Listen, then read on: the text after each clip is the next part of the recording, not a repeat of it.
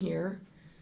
We are here to give you an update on where we are as a city regarding COVID-19 and to put some recent news into context. Let me begin by recognizing the other people who are joining me here today. Of course, Chicago Department of Public Health Commissioner Dr. Arwady, Chicago Department of Public Health Medical Director Dr. Geraldine Luna, Howard Brown Health Regional Medical Director Dr. Meyer Green, and South Shore Works Street Team Supervisor Kevin Young, who overcame his hesitancy and chose to receive a life-saving COVID-19 vaccine. Now I'm going to turn it over to Dr. Arwady to dig into some of the details and put some of the recent news in context. Then you will hear from Dr. Luna, Dr. Green, and Mr. Young, and then I'll come back at the end before we have questions. Dr. Arwady, I'll turn it over to you. Thank you, Mayor. We will be posting these slides online right after the press conference so people are able to take a look for themselves at the data. So as you know, on Friday, the City of Chicago passed our 200 case per day mark, and in line with CDC guidance and CDPH guidance, we have recommended that all city residents and anybody in Chicago over the age of 2 should be wearing a mask regardless of their vaccination status. However, there has been a lot of worry related to breakthrough infections, and I wanted to really make sure folks had a good understanding of the risk and, importantly, how well the vaccines continue to work.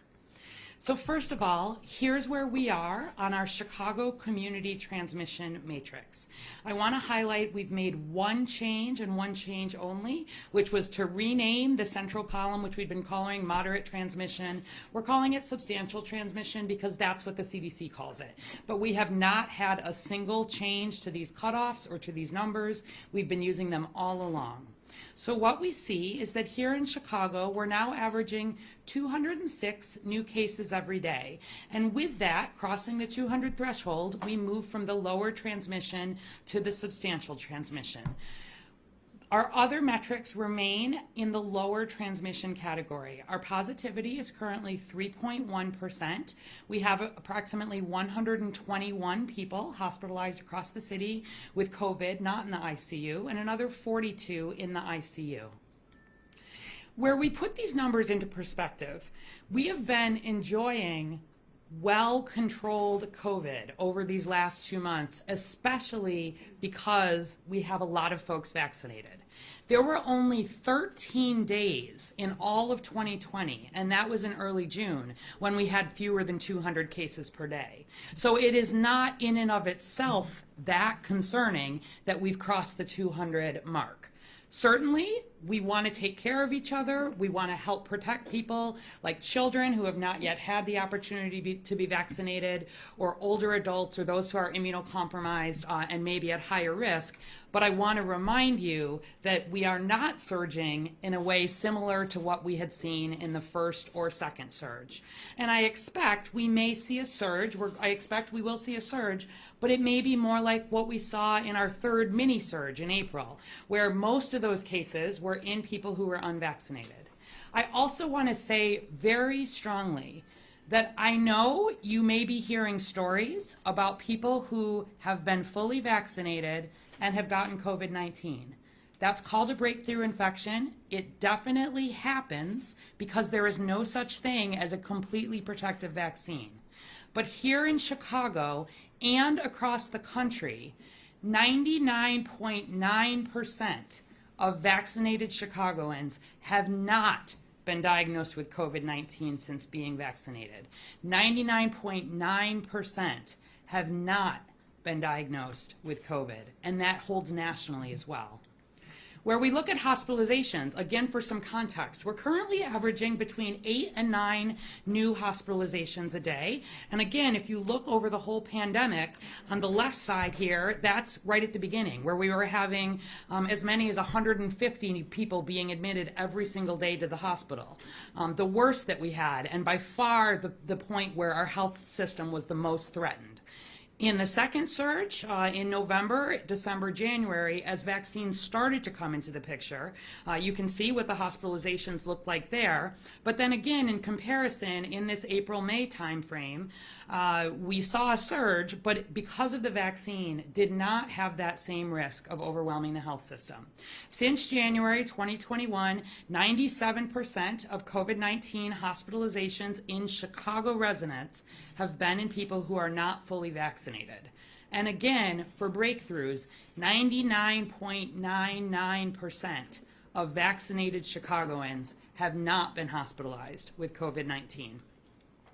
And then finally, related to deaths, again, if we look across the whole pandemic, since January 2021, 97% of our COVID deaths in Chicago residents have been in people not fully vaccinated, and 99.999% of vaccinated Chicagoans have not died of COVID-19 since being vaccinated. And again, I want to highlight where we look at the surges here of deaths.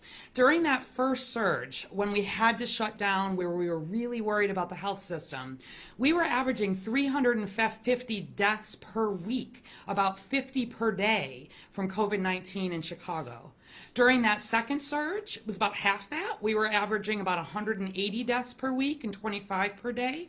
And through the third surge, I put parentheses because with vaccines available, we did not come close to overwhelming the health system. We were having about 50 deaths per week or 7 per day. And currently, we are averaging 1 death per day. So again, numbers are on the rise. Delta is here. It's more than 80% of the cases that we're diagnosing. I expect we'll see some increase, but the vaccines continue to be highly protective, especially against severe illness.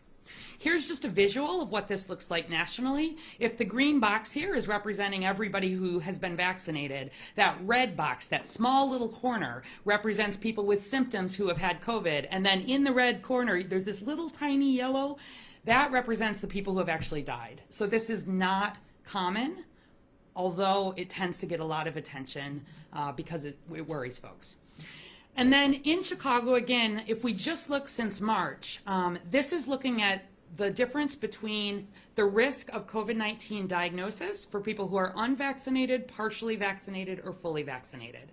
That red line shows, again, that surge we saw in March and April where the cases were falling in people who were unvaccinated. That dotted line is people who were partially vaccinated, so it's essential you get both doses of the vaccine if you've had Moderna or Pfizer. And then that bottom blue line, people who are fully vaccinated. We see the similar pattern if we're looking in folks who are hospitalized. So similarly, the huge majority, you can see that blue line is actually close to 0.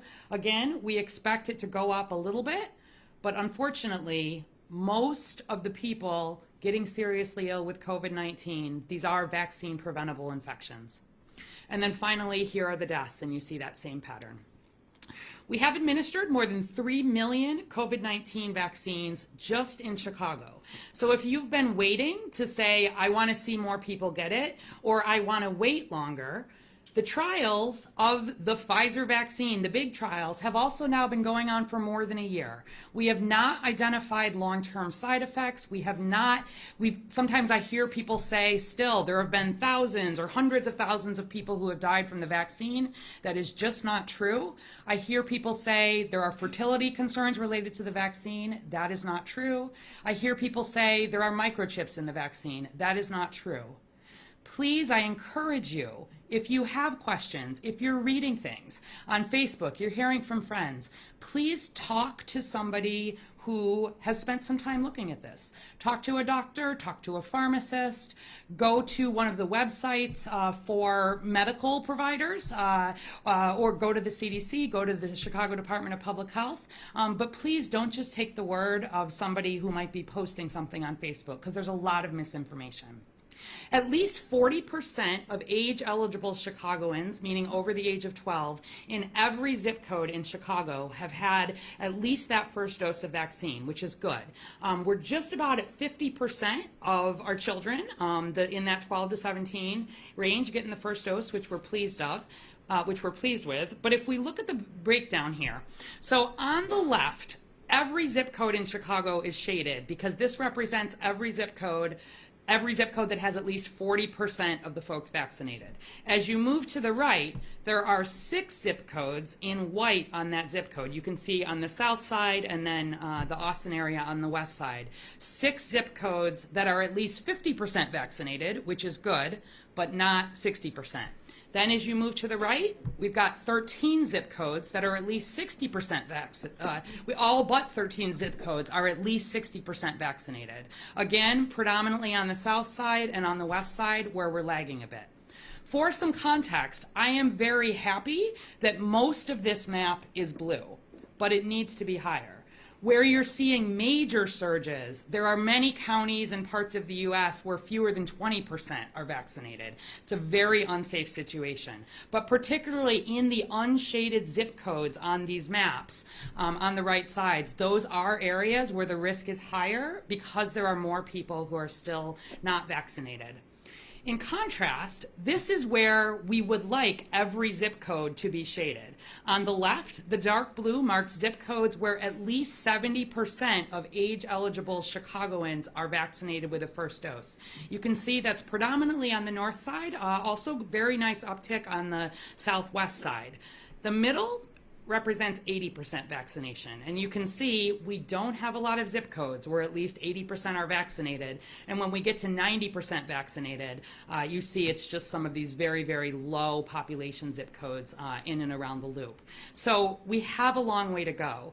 If the maps on this page were fully shaded in, we would be largely putting COVID behind us. So please, if you've not had the opportunity yet, get your vaccine.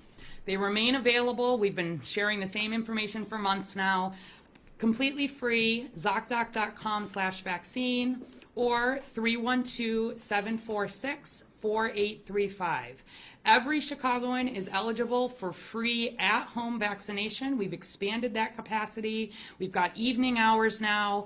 We can vaccinate up to 10 people at a time. You can choose between Pfizer or Johnson & Johnson. There is no identification required, no insurance required. You will not get a bill. So please call this number, and we'd love to bring vaccine to your house. Couldn't be more convenient, and you're doing your part to protect yourself. I just want to end by saying that in Chicago, we can be open and be careful at the same time. Being careful means getting vaccinated. When you get vaccinated, first and foremost, you are protecting yourself, although there is also some indirect benefit to others. And when our numbers are higher, like they are right now, not crazy high like they were last year, you put on a mask. When you put on a mask, you predominantly are protecting others, although there is also some benefit to yourself. Those two things working together help us be careful as a city and stay open. We have no goal or current plans to close down Chicago again. But we need people, please, once again, to step up. We've made it through this pandemic well so far, especially when you compare what happened right at the beginning to after we were able to get a lot of these mitigations in place. I know it's hard, especially for people who are vaccinated, to feel like they have to put a mask on. It feels like we're taking a step backwards. But when you do that, you help protect people who have not yet been vaccinated. And with some of this data that people can be vaccinated, but still potentially spread COVID, it helps decrease the risk for all. We don't have a way to know by looking at somebody whether or not they're vaccinated. And so it is not forever that we are making this mask recommendation for all. The most important thing, if you're going to choose between a vaccine and a mask, is get vaccinated. But then when you are in indoor public places, we ask you please to put that mask back on. It helps protect you, your family, and all of Chicago. Thank you. I'll bring up Dr. Luna now, who will provide some remarks in Spanish. Thank you, Dr. Arwady. Thank you, Mayor, for having me here. Ahora les voy a hablar en español las noticias que estamos actualizando. Muy buenos días. Yo soy la doctora Geraldine Luna, directora médica del Departamento de Salud Pública de Chicago, Y les doy las gracias a todos por estar aquí y a nuestros televidentes y a nuestro público que se conecta. Hoy estamos aquí para compartir actualizaciones sobre el COVID-19, así como también para asegurarnos de que todos tengan la información precisa. En primer lugar, nos preocupan los aumentos del COVID-19 que estamos viendo, la mayoría de los cuales siguen siendo en personas no vacunadas. Todavía tenemos razones para creer que este aumento es causado por la variante Delta del COVID-19, que es altamente contagiosa. Y aunque un informe reciente de la CDC sugiere que esta variante está causando casos de gran avance entre las personas vacunadas, las personas no vacunadas siguen siendo las más afectadas. Y repito, las no vacunadas siguen siendo las personas más afectadas. Los datos hablan por sí mismos. A nivel nacional, al 22 de julio de este año, el 97% de las personas que siguen siendo hospitalizadas con el COVID-19 no están vacunadas. Una cruda realidad que pudiera evitarse por completo. En otras palabras, 99.99% de las personas vacunadas no han necesitado hospitalización por COVID-19. Más aún, 99.999 no han muerto por el COVID-19 de las personas vacunadas. Cuando un virus continúa permaneciendo y persistiendo en el entorno, se producen mutaciones. Esas mutaciones hacen difícil acabar con una pandemia. La herramienta más importante que tenemos en este momento es la vacuna. Sigue siendo su mejor protección contra el COVID-19 o cualquiera de sus variantes. Por lo tanto, si actualmente no está vacunado, lo que significa que no ha recibido ninguna forma de las vacunas, una dosis única de Johnson & Johnson, o ambas dosis, o no han completado ambas dosis de las vacunas Pfizer y Moderna, por favor, se los pedimos encarecidamente. Vacúnese por completo inmediatamente. Puede ir a su centro de atención médica o su farmacia de preferencia. O puede visitarnos a cualquiera de nuestras clínicas de vacunación de la ciudad, visitando chicago.gov/, buscador de vacunas en inglés, Vaccine Finders, para encontrar una ubicación alternativa. O programa una cita para vacunarse en la comodidad de su hogar, llamando al 312-746-4835 o visitando chicago.gov/, at home, que significa en casa. Por favor, familia, vacúnese antes que sea demasiado tarde. Y sí, una vez infectado con el COVID-19, no hay marcha atrás. Podría ser para usted demasiado tarde. Como aprenderemos en unos momentos, tanto aquí en Chicago como en todo el país, hemos estado escuchando múltiples historias de trabajadores de la salud que se han visto obligados a contarles a personas no vacunadas y afectadas por el COVID-19 que luchan en una sala de urgencia por mantenerse vivo, que es demasiado tarde para que la vacuna los salve.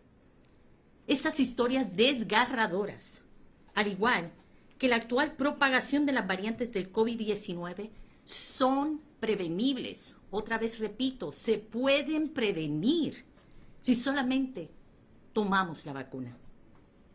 Y queremos hacer todo lo posible ahora para evitar que haya más contagios y muertes, cuando todas se pueden prevenir. Además de vacunarles, quiero recordarles seguir las guías vigentes de la CDC y los mandatos federales de prevención y mitigación contra el COVID-19. En primer lugar, quiero instar a todos a seguir la guía reciente de la CDC de usar máscaras que cubran nariz y boca en los espacios públicos interiores, independientemente del estado de vacunación. Esto es para ayudar a bajar la propagación del coronavirus y, por ende, evitar que siga mutando. En segundo lugar, según los mandatos federales, continúe usando una cubierta facial si se encuentra en un entorno de atención médica o utilizando el transporte público, ya que negarse a hacerlo es una violación a la ley federal y pudiera resultar en sanciones. Sé que mucha de esta información es bien preocupante, pero hemos recorrido un camino increíblemente largo desde donde estábamos en marzo del 2020, una época en que sabíamos muy poco del COVID-19. Pero en cada paso del camino nos unimos más y más y pudimos superar obstáculos que amenazaban con frenarnos y retroceder nuestros avances. Nos cubrimos la cara, nos quedamos en nuestra casa lo más que pudimos, nos hicimos la prueba del COVID-19 con regularidad y ahora cada vez somos más los que estamos vacunados. Como resultado de esos pasos colectivos, nuestros números de COVID disminuyeron, lo que nos permitió comenzar a reabrir completamente nuestra ciudad en la primavera y en el verano, como lo estábamos haciendo. Hemos superado momentos increíblemente difíciles en esta jornada de recuperación del COVID-19. Con tu ayuda y todos poniendo de nuestra parte, podemos poner fin a esta pandemia, superando estos nuevos retos de la misma manera que lo hemos hecho antes. Gracias.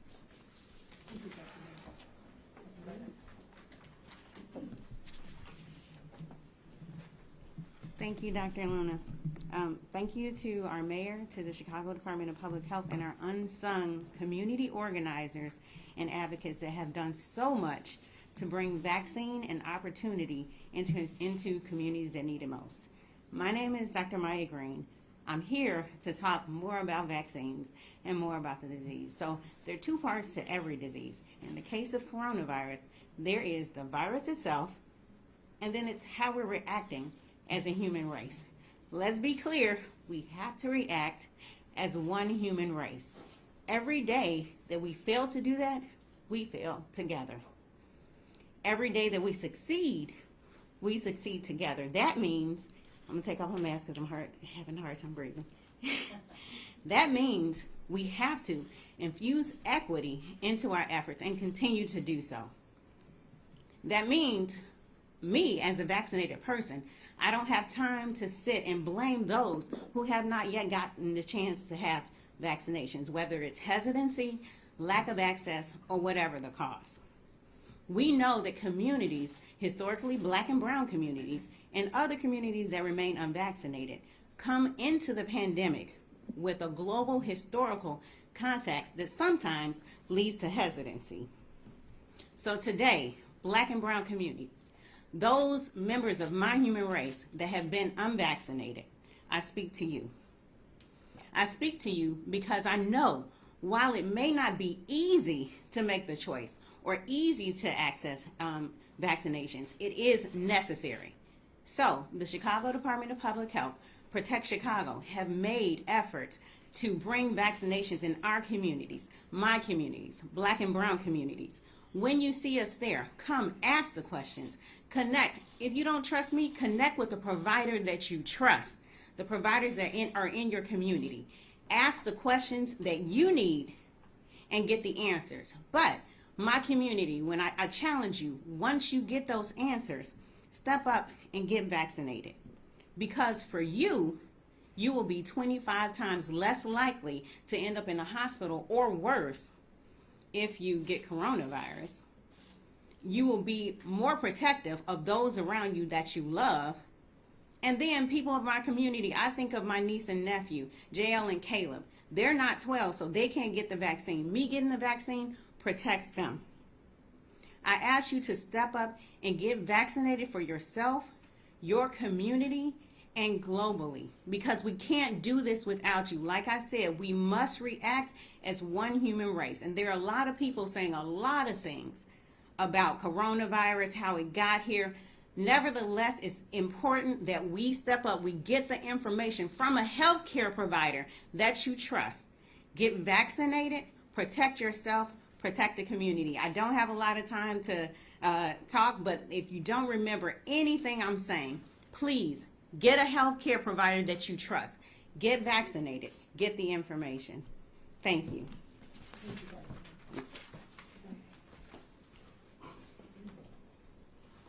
Good morning, everyone. Good morning. My name is Kevin Young. I am a supervisor of a street team, Street Fellows for South Shore Works. And I was hesitant to get the vaccine for one reason. It doesn't cure it, but it doesn't prevent you from getting it. So I did some research. I got the vaccine. I had friends, 5 friends and family members who had got it. 2 of them died, 3 survived. And one of them who survived has asthma, has myself. And she told me, you don't want to deal with coronavirus and asthma at the same time. And the other friend, he had it. He had to be ventilated. He told me the same thing. I went and got the shot. Now, I feel different because I feel like I'm protecting my family and friends now that I've gotten the shot and my neighborhood. So, to those who feel like they don't want the shot, do your research and get the shot. It helps save lives. Thank you. That's all I have.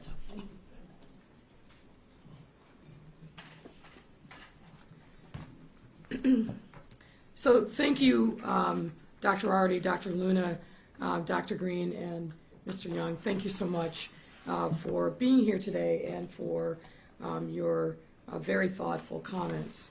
And let me just summarize, I think, what we've heard today and what we want to make sure that we're communicating. Here's the bottom line. We can be open by also being careful. And let me put a more finer point on it. We must be careful to be open. And we can be careful. We're not helpless against the virus or the variant.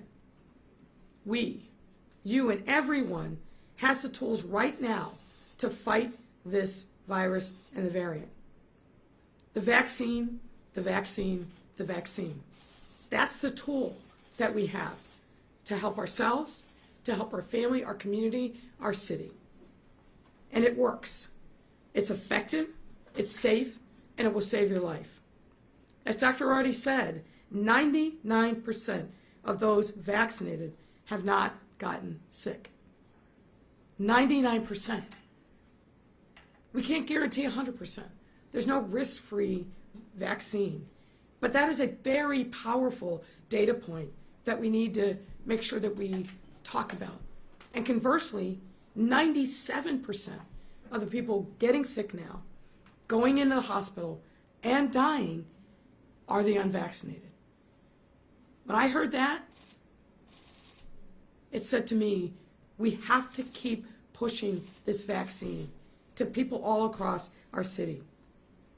The vaccine remains readily available, it is free, and it is safe. And as you heard from Dr. Green, and also heard from Mr. Young, if you are still hesitant, talk to a medical provider that you trust. Unfortunately, there's a ton of misinformation that's out there on the internet, on Facebook, other social media channels. And we're not going to be able to combat that effectively, but you can by getting the real information, the straight dope, if you will, the facts, from a trusted medical provider, not from some person who posts something on Facebook that may or may not be true and in many instances is misleading. I want to especially talk to residents in the 6 zip codes where vaccine uptake remains below the city average. That's 60633 South Deering, 60621 Inglewood, 60649 South Shore, 60620 Auburn Gresham, 60644 Austin, and 60628 Roseland. Those 6 zip codes remain below 50% vaccine uptake. That's a challenge, but also an opportunity. The challenge is you are playing with your life. As we've seen, not only here in Chicago, but across the world and across the country, the Delta variant is real. It is vicious, and it attacks those that are not vaccinated. Don't take that risk when the vaccine is readily available. We will bring the vaccine to your home. All you have to do is call and sign up. We need people in these neighborhoods, South Deering, Inglewood, South Shore, Auburn Gresham, Austin, and Roseland to get vaccinated. And as Dr. Green urged, if you remain hesitant, if you have concerns about whether or not this is the right decision for you, contact a medical provider that you trust. Get information from somebody who knows, not somebody posting on the internet or social media. These grim statistics, 97% of the people dying in Chicago are unvaccinated, should be a wake-up call for those who are still on the fence and hesitant. This is entirely preventable. We have the tools we need. We are not helpless against the virus or the variant. We need people to step up. We need people to max up and vax up.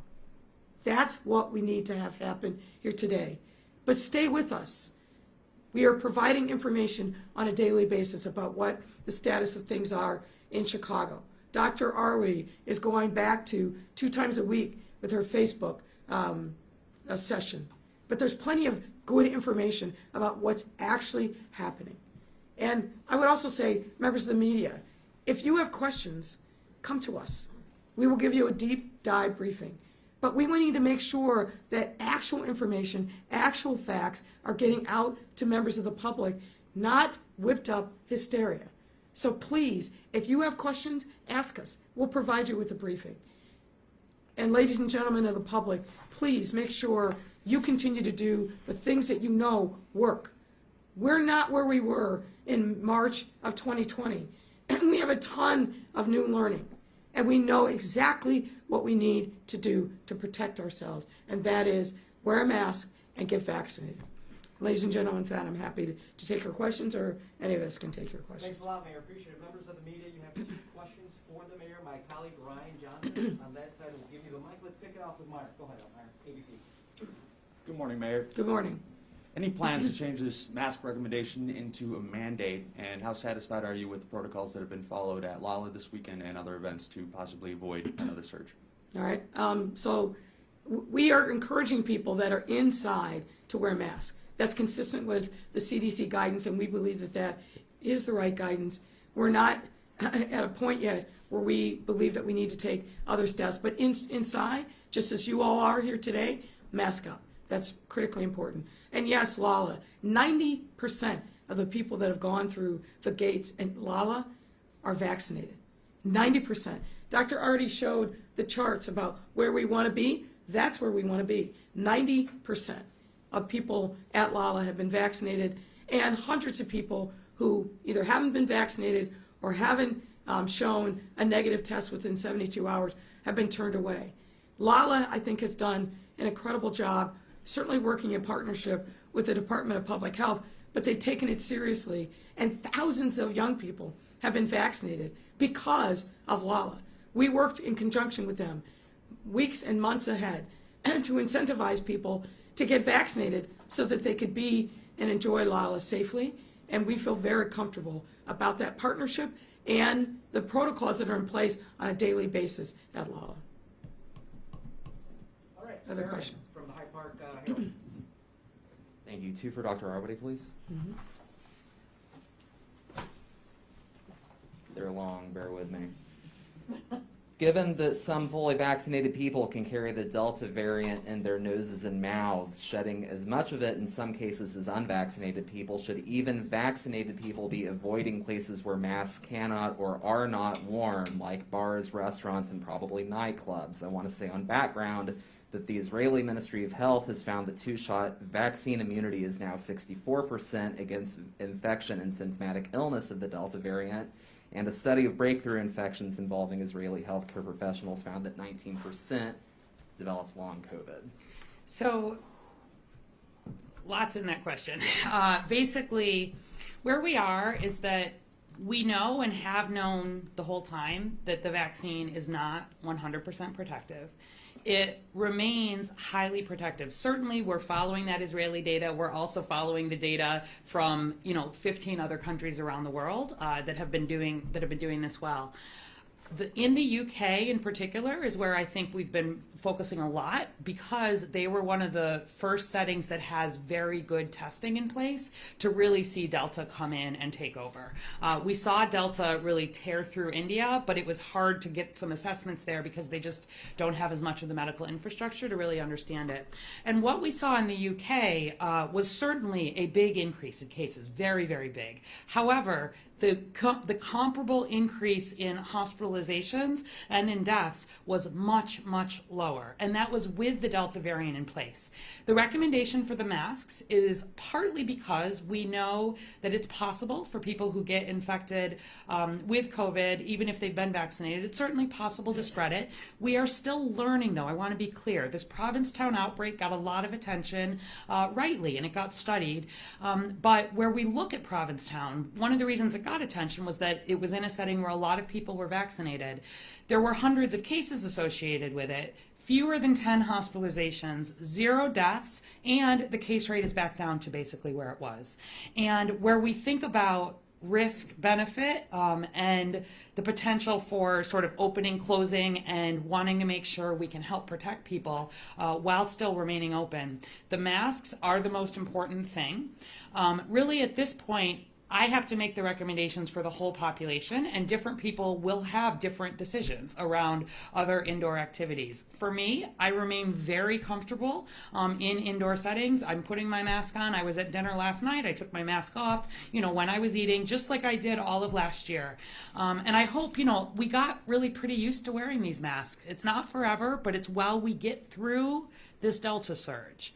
And so I think if there are people who perhaps have someone who is not able to be vaccinated or who is immunocompromised and they're particularly concerned, they may want to be more outside right now. But the most important thing really is to get vaccinated, and then secondly, asking everybody to wear a mask. Secondly, where do the projections for the trajectory of this surge go as far as where they're coming from? You say that it will be similar to the Alpha variant-driven surge in Chicago, but the Delta is orders of magnitude worse. How does the surge affect the Protect Chicago outreach efforts, which are only in 13 community areas at this point on the ground? And I'm also curious about where the rollout of the city worker mandates is at this point. Time seems to be of the important, given how bad it's spreading. And What was your last question? the mandates, when are they going to be rolled out? So, okay, lots of questions in there too. So first of all, Yeah, Aaron violates the question rule. so you were asking about mandates, you were asking about And outreach efforts. outreach efforts, and those are the two. Okay. So first, related to outreach efforts, we continue to do outreach absolutely all over the city. As you saw, there are, really just a couple of zip codes in the loop that are 90% vaccinated. So although the most intensive efforts have been in the 13 communities where we remain, less than 60% vaccinated, and, you heard the mayor say there's 6 that are still not even 50% vaccinated. We are working in partnership with all kinds of community organizations, with the Chicagoland Vaccine Partnership, et cetera. And we continue to do events. We're going out, we were at Fiesta del Sol, we were at Lala, we were, all over signing people up for at-home vaccination and then bringing vaccine to settings where we know people are excited to get it. Swaparama is today. Right. It's been a great event for us week after week. People come, they're happy to get vaccinated on the spot while they're going about their business. And so we still are doing a lot of outreach. And if people have ideas for other ways to get people, signed up for vaccine or work on those barriers, we're always interested to hear about them. I think related to mandates, certainly there has been a lot of focus on this, and I think appropriately over the last few weeks to months. We have seen companies, we have seen healthcare settings, we have seen some municipalities, we have seen some states, we have seen the federal government all make that decision, but different flavors of this, right? So whether it's a Google just did a mandate really with medical and religious exemptions, but without sort of a testing option. We've seen some other places think about testing options. There are conversations that we are having about that here, but there are a lot of stakeholders involved and a lot of decisions related to operational, what that would even look like. So we have not made a decision at this point, and we certainly continue to, continue to discuss this. Thank you very much. Yep. Judy Wang, WGN. We've spoken to a lot of Lala fans in Grant Park, vaccinated and not vaccinated. You've seen the pictures, very few people wearing masks. We counted a handful at some point. People flooding CTA stations on their way to Lala, no masks on. Are you still confident, given what the CDC is saying, the data is suggesting? Are you still confident that it was not a mistake or that you decided to go ahead and go with Lala still? Well, look, again, context and facts really matter here. 90% of the people that are in Lala are vaccinated. We spent a tremendous amount of time working in partnership with the Lala folks to make sure that we incentivize people to get vaccinated. And also, folks, let's not forget, since we fully opened up in June of this year, we've had millions of people attend outdoor events. Let's talk about the number of people, 40,000 max at Wrigley, and then another at guaranteed rate. We've had big festivals all across the city all summer long. I understand the fascination with Lala, but the fact is, in this city, because of the efforts that we've made to get people vaccinated, we've been able to open, but do it with care because of the vaccinations. So I feel very good about what we've done. Obviously, we'll know a little bit more in a week to 10 days, but we have to keep pushing the fact that the unvaccinated are the people that are at risk. The unvaccinated are the people who are putting themselves at risk of sickness, hospitalization, and certainly death. And they're not only putting themselves at risk, they're putting their family members at risk. So getting people vaccinated is critically important. And let me just put a little finer point on the question that Aaron asked. We are not just focused on the Protect Chicago Plus neighborhoods. We are all over the city.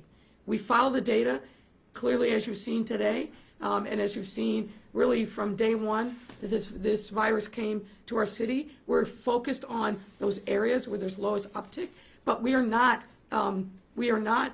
only focused on those 13 Chicago Plus neighborhoods. We've made great progress, by the way, by being intentional in those neighborhoods, by putting equity at the forefront of our vaccine distribution strategy. But we follow the data, and the data tells us that those 6 neighborhoods that I identified earlier are the ones we've really got to make sure that we give even more emphasis to, because we're not seeing the kind of uptick that we need. If we can bring those neighborhoods up and we continue to see the uptick in other neighborhoods across the city, we're going to continue, I think, to be well positioned to recover and fight back this latest little mini surge with the Delta variant. Mayor, Marissa Pross, CBS. 2 questions for Dr. Arwady.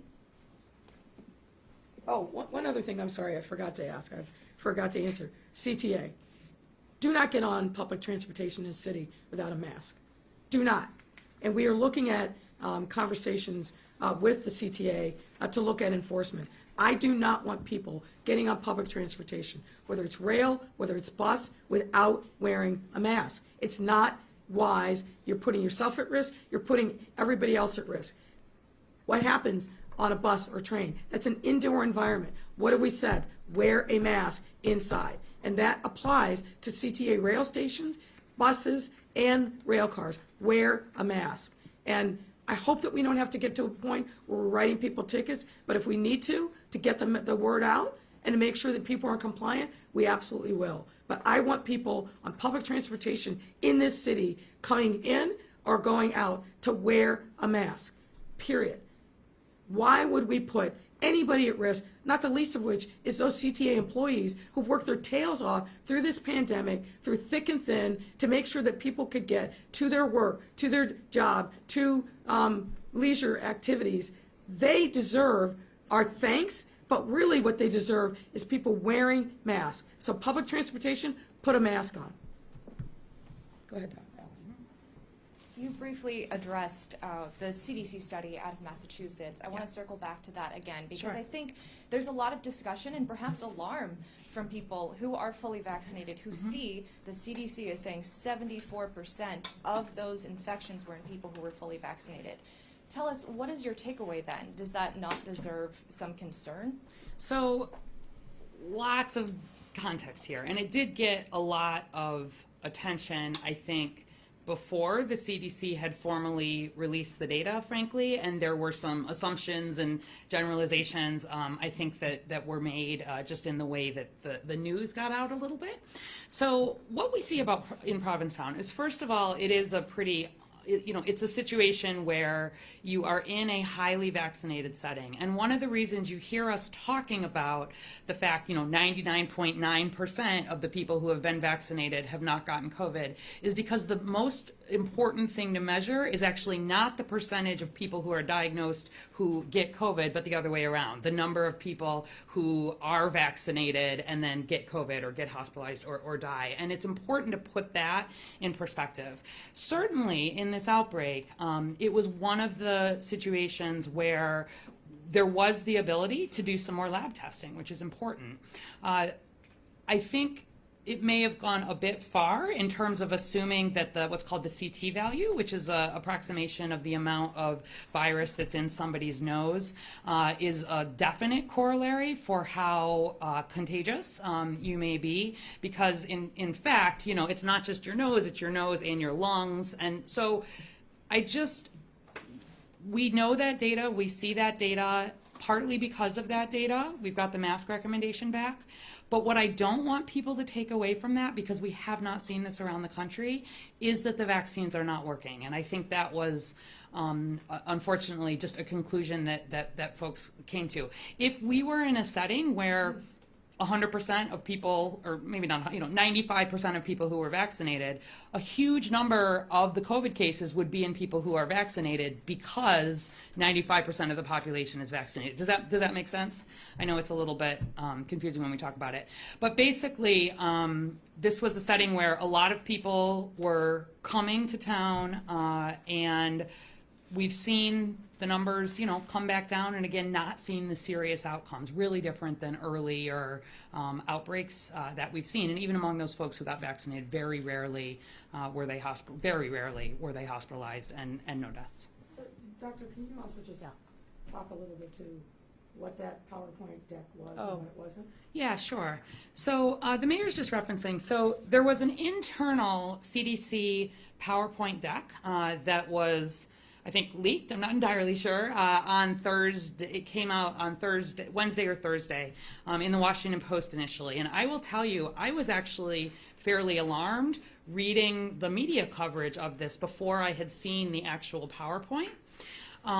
When I got a copy of the PowerPoint and looked at it, 95% of what was in there we already know, and there actually it was helping put into context what do we know across different settings, and then sharing specifically some modeling that's been done, and then there were some words on the slide that I think people, it was not meant for public consumption necessarily, and people perhaps, understandably, look at the words on the slide and sort of report it as such. And so there was speculation, for example, might the Delta variant be more, make people sicker? I want to be really clear, that is not proven at this point, right? And it's one of the things that continues to be investigated, but the way that was leaked and then shared, I was way more worried reading the media coverage of it, frankly, than I was when I actually saw the data. And when I saw the data, the only really new piece of data was this thing about the CT values, this thing that showed that in this Provincetown outbreak, again, relatively, they tested 100 and something people, so this isn't 1,000, this isn't like an enormous study. You saw about the same level of virus in the nose, whereas previously, with other variants, we had seen somewhat lower amounts of virus in the nose. But is that in and of itself something that makes you, that makes me hugely concerned about where we're going? No. What would make me hugely concerned about where we're going is if we really saw the vaccines not be protective, and especially not be protective against severe illness. What we're talking about here, where we are right now in Chicago is honestly like better than a typical flu season, and even during that surge in April, it's consistent with a bad flu season. And what we see is that people who are able to get vaccinated, just as we see people who get vaccinated against flu be much less likely to be hospitalized or die, we're seeing that same scenario. So we'll see we're going to keep seeing surges of COVID, right? I think as the winter gets, comes on us, the fall and the winter, I would expect we'll see it coming back again, just like we've gotten used to having cold and flu season. I think we'll have cold, flu, and COVID season. But what we will see is folks who are not vaccinated largely having those severe outcomes. I've seen nothing that suggests otherwise, and I think we're in a good place as far as the recommendations of the vaccine plus the masking. So we talk about groups of vaccinated people being together, and our recommendations right now are that if you're indoors, to wear a mask. Well, what if you're going into an establishment that only lets vaccinated people inside? Do you still need to mask up? So if, and we are starting to see that a little bit, I think. And certainly, when you are in a setting and you can know everybody is vaccinated, we have, the risk is very low in that setting. That said, I think we're just at the beginning of figuring out what this is going to look like. You've heard us say it's a recommendation at this point, sort of not a mandate. Certainly, I remain, I feel comfortable when I'm in a setting and I know everybody is vaccinated. But our recommendation remains right now that at indoor public places, everybody is masking, and that is the recommendation at the population level right now. Again, not forever, but for right now. Thomas Shuba, sometimes. Hey, Mayor, I know you keep going back to the vaccination rate of the festival goers this weekend. I saw some videos where, people at the gates are basically just waving these folks in. They're just holding up their vaccine cards. Is that enough scrutiny to make sure that these aren't fake or someone else's? I heard about that, but I was at those gates too. On Thursday, I was at the gates again yesterday. So we've been very clear with the LALA folks. They have to have tight security. Dr. Arwady, I think, indicated that she went a little bit incognito, didn't have all of her information, looked a bit different, and they put her through the paces. So we feel comfortable that the protocols that are in place are solid. We know that they've turned away hundreds of people over the course of the event. And as I said, from the time that we fully opened up on June 11th, we've had literally millions of people gathering at large-scale events all across the city, ball games, festivals, and so forth. And we haven't seen these large outbreaks. And the difference here with LALA is that they required people to get in to either be vaccinated or to show a negative test, unlike what we've seen in other venues. So there are always going to be people that try to game the system, but I feel very comfortable that they have put together protocols that are working, and we've been spot testing. We haven't just told them, tell us the information. We have eyes on the process as well. And one more for Dr. Arwady. Sure. You were talking about that CDC report that the Washington Post did the story about, and I think one of the alarming things to lay people like me was just the amount of viral load that people are carrying with the Delta. Is that concerning at all with people in such close confines with each other at the festival this weekend? Yeah. So that viral load data is, that was part of the CDC's change to recommending masking, specifically, though, in communities with substantial and high transmission. I want to remind people of that, because when you, and we've just crossed into that substantial on Friday. It's why we made that recommendation. When rates remain low, your chance of being exposed to COVID actually remains low. That's actually the more important thing. As you see the number of cases rise, there's more possibility that you are potentially exposed to someone with COVID.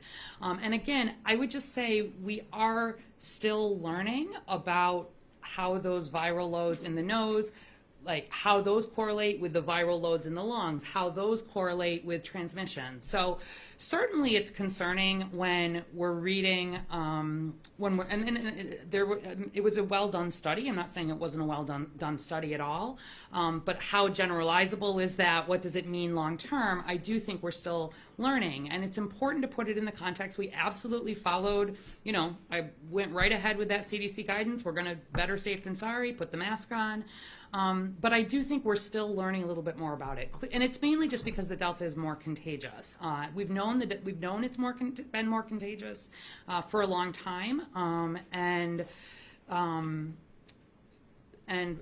we're still learning. I think is what I would say. But it's something that needs continued study, and that's one study that was important and needs to be replicated and redone in other spaces, and we may do some of that here as well. That's a wrap, folks. Oh, sorry. Got ahead of myself. Regina Waldron from NBC5. All right, I guess, Mayor, if you could talk about this. Howard Brown Health released a statement late last week requesting that market days, Pride Parade implement a series of more precautions, including capacity limits, mask requirements. They even pulled out of the festival and going to do everything virtually until they see, I guess, stricter precautions. Can you speak to that? Well, I'm not going to speak for Howard Brown, but obviously, we want people to be careful. That's why we're here today. That's why we've been talking about things related to COVID-19 and protocols and protections that people can take on a regular basis. Certainly, if the organizers of those events want to step up what the protocols are, we stand with them. But as I said, the thing that I think I hope you take away from the discussion today, inside is different than outside. It always has been. Inside's different than outside. Outside, we know from study after study that the transmission is much less than inside.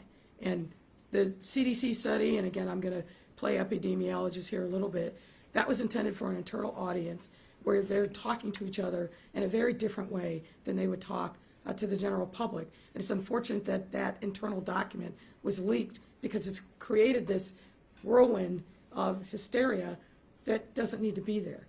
Bottom line is this: get vaccinated. If you get vaccinated, you substantially reduce the risk to yourself, to your family, people in your network. I can't emphasize that enough. Get vaccinated. If we raise the number and the percentage of people vaccinated in the city, the risk goes down exponentially. We know that from the data. There's no dispute about that. Get vaccinated.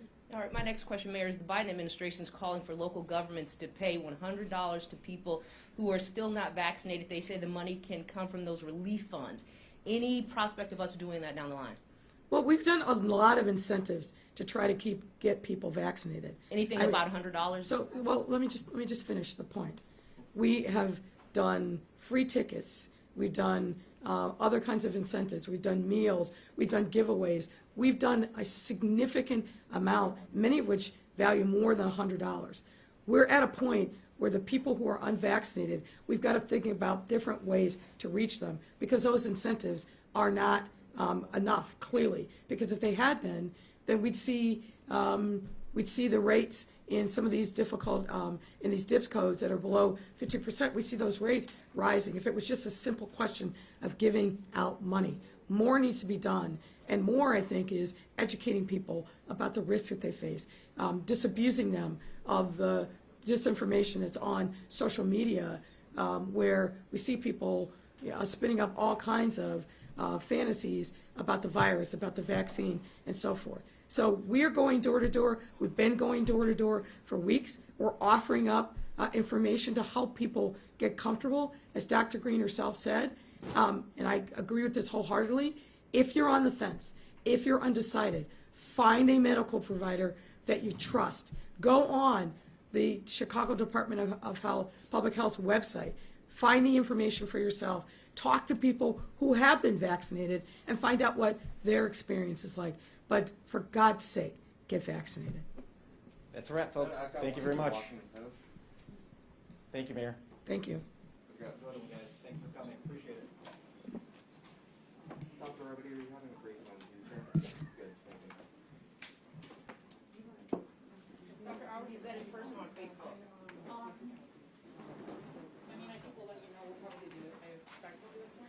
with all of the made votes. All right, thanks, We'll everyone. definitely be on Facebook. We'll let you know about